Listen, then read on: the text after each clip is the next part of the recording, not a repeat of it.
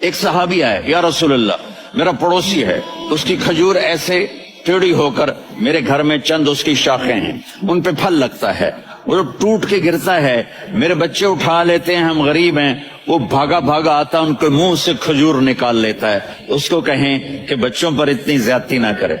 آپ نے اس کو بلایا، وہ منافق تھا، آپ نے اس سے فرمایا بھئی ایک سودا کرتے ہو؟ کہا جی کیا؟ کہا یہ کھجور مجھے دے دو اور اس کے بدلے جنت میں کھجور لے کے دوں گا۔ وہ کہنے لگا یا رسول اللہ یہ اصل میں میرے بچوں کو بہت پسند ہے، کوئی اور کھجور ہوتی میں دے دیتا، یہ تو میری معذرت ہے۔ وہ تو منافق تھا، اٹھ کے چلا گیا۔ ایک صحابی بیٹھے تھے، وہ کہنے لگے یا رسول اللہ اگر میں وہ کھجور لے کے دے دوں تو مجھے جنت میں لے دیں گے؟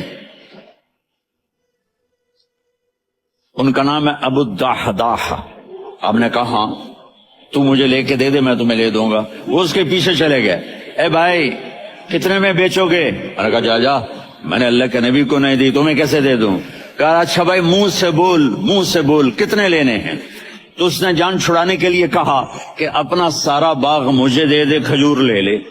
باغ میں 600 کھجوریں اور یہ کھجور کسی اور کو دینی ہے۔ تو کہتا ہے پکے ہو، پھرو گے تو نہیں؟ کہا میں پاگل ہوں، میں پھروں گا؟ مجھے 600 کھجوروں کا باغ مل رہا ہے۔ انہوں نے کہا ڈن، کھجور میری، باغ تیرا۔ وہ بھاگے بھاگے آئے، یا رسول اللہ میں نے سودا کر لیا۔ کہا کیسے کیا؟ کہا سارا باغ دے کے کھجور لے لی۔